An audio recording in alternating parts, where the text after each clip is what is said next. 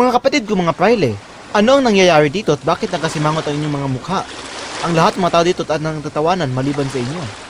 Paano ba naman tila mulat na ang mga Pilipino ukol sa bayarin sa simbahan? Ganun ba ba? Nako, wala na po tayong magagawa dyan. Hindi natin nahawak ang mga isip ng mga tao. Oo nga Ginoong Simol, sayang at hindi mo nakita ang mga magagandang tanawin.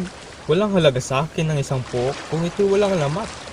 Hayaan niyo isalaysay ko, mga Ginoo, ang alamat ng malapad na bato.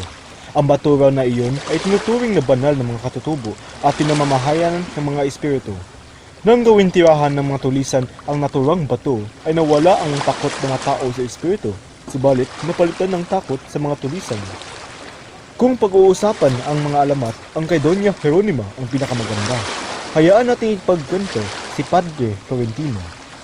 Si Doña Jeronima ay may kasintahan na nangakong sila ay magpapakasal kapag nakapagtapos na ng pag-aaral.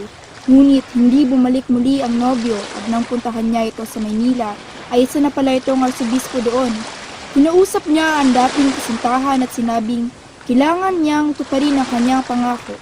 Iba naman ang naisip ng arsobispo. Itinira niya si Doña Jeronima sa isang kuweba na malapit sa ilog. Ang entrada ng kuweba ay napapalamutian ng mga baging. Kahanga-hanga naman ang alamat na yan. Hindi ba't mas mainam kung sa isang biyakeryo, gaya ng Santa Clara, itinira ang Arsobispo si Doña Jeronima? Sapagkat ang ipain si Doña Jeronima sa panganib sa loob ng kuweba ay hindi masasabing isang mabuting gawain ng isang matinong tao. Wala ka sa lugar upang bigyang hatol ang naging desisyon ng arsobispo sa alamat. May isang alamat akong nalalaman, ang alamat ni San Nicolas. Ito ay tungkol sa ginawang pagliligtas sa isang inchik na muntik ng kainin ng buwayang nasa ilog. Isang araw raw ay namamangka patawid ng ilog ang naturang inchik na hindi binyag. Nang biglang lumabas ang isang demonyong nag-anyong buwaya at pinalubog ang mangka ng inchik. Naging bato ang naturang buwaya matapos lubasal ang inchik kay San Nicolas. Ang pagkilala at pananampalataya ng inchik kay San Nicolas ay isa ng kalamangan ng Katolisismo. Maalala ko pa pala, Kapitan, alam ba ninyo kung saan dako ng lawa napatay ang isang nangangalang Guevara, Navarra o Ibarra? Siya nga pala.